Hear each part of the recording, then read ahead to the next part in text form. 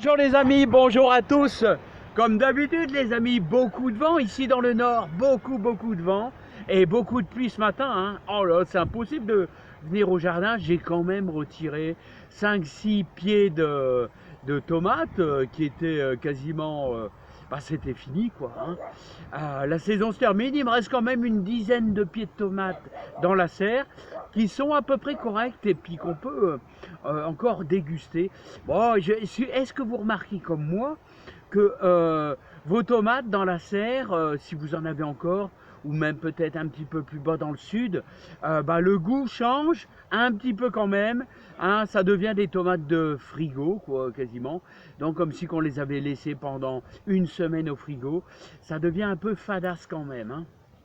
C'est normal, il n'y a plus de croissance, les pieds de tomates n'alimentent quasiment plus les tomates et donc ça prend un goût de frigo tout simplement, hein. Bon, c'est encore bon pour les sauces tomates, c'est encore bon pour faire une petite pizza sympa, voilà, mais à manger comme ça en salade, c'est le goût change, c'est normal, on arrive en fin de saison et il faut manger les légumes de saison.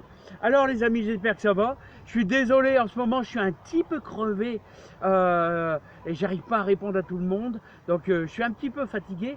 J'ai tellement travaillé dans le jardin, j'ai tellement donné de conseils pour vous sur les apports en fumier, sur les apports en compost, tout ça. Et après mes 8 heures de boulot, les amis, je viens vous faire une vidéo, puis je viens surtout travailler dans le jardin, les amis. Alors j'aurais aimé, les amis, vous parler un petit peu des pains de sucre, parce que je regardais un commentaire d'un monsieur qui me disait ouais, mais mes pains de sucre c'est amer. Ouais, mais je vais t'expliquer, c'est comme les scaroles maraîchères, et ce qu'il faut c'est prendre le cœur de tes pains de sucre et à couper finement. Allez, je t'emmène voir les pains de sucre là-bas malgré le vent. Alors les amis, je vous fais voir un petit peu l'escarole. L'escarole, vous allez prendre le cœur de vos scaroles tout simplement. Regardez, hop, on va en prendre une, voilà, et vous allez manger. Voilà, l'escarole, vous allez manger le cœur. Regardez, c'est ça le meilleur. Le meilleur, c'est le feuillage, regardez comme ici, bien clair. Voilà, en général, on mange vraiment le cœur de la scarole. Là, c'est le meilleur, avec une pomme de terre à l'eau et un peu de persil, et surtout une échalote. Et vous faites ça avec une purée, c'est ce qu'on s'est fait. Voilà, une purée avec une omelette à côté. Et c'est vraiment délicieux, la scarole maraîchère. Alors, les pains de sucre, alors je vais sacrifier pour toi une pain de sucre.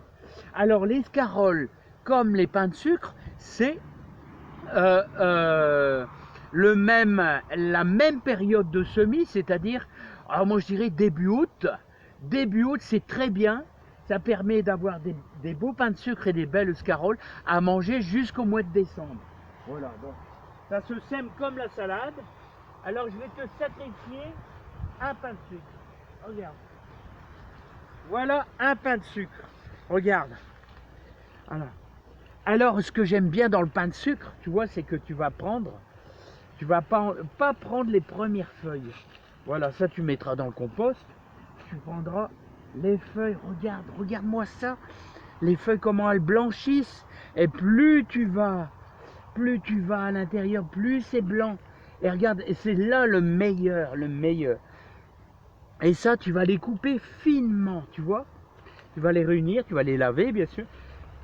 Très finement, mais alors de l'ordre de 5 mm, 5 mm, je te conseille. Et bien sûr, tu vas t'arrêter là, hein. Tu vas pas manger la partie corne, là. Moi, je mange cette partie-là, comme ça, regarde. Voilà pourquoi on appelle ça la pain de sucre. Voilà, la pain de sucre. Là, le côté clair, regarde, c'est ça le meilleur. Et ça, crois-moi, hein. Alors...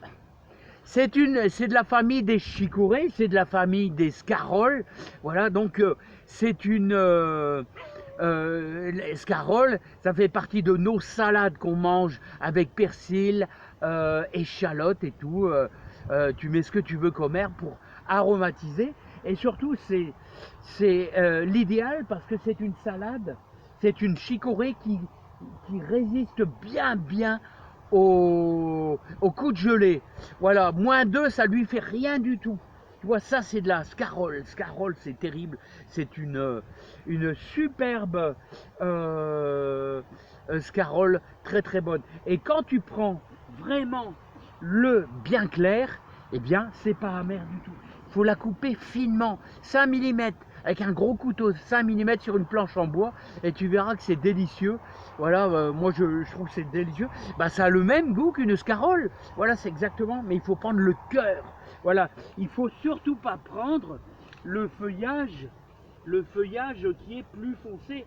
D'ailleurs, on voit très nettement la différence. Regarde, la différence, c'est plus c'est foncé, forcément, plus ça va être amer.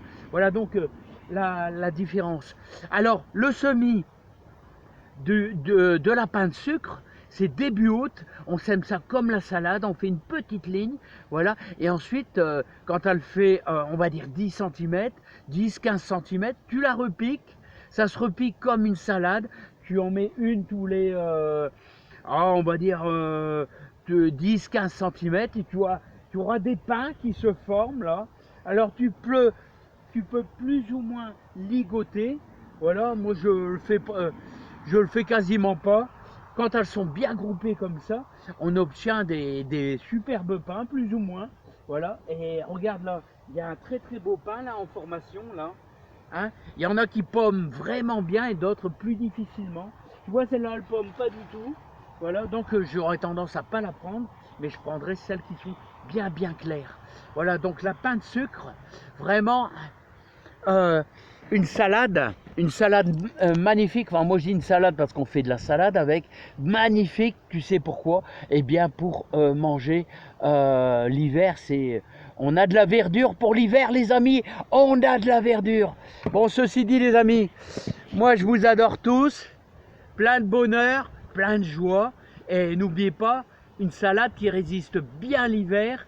Et vous avez vu ma petite corde, quand il gèle un peu trop, vous mettez une vieille couverture ou un vieux drap, croyez-moi, ça les conserve et ça permet de ne pas toucher le feuillage, parce que le feuillage, quand on met une couverture sur du feuillage, quand ça gèle, à la longue ça finit par pourrir, tandis que si vous faites une espèce de tente, ça ne pourrit pas.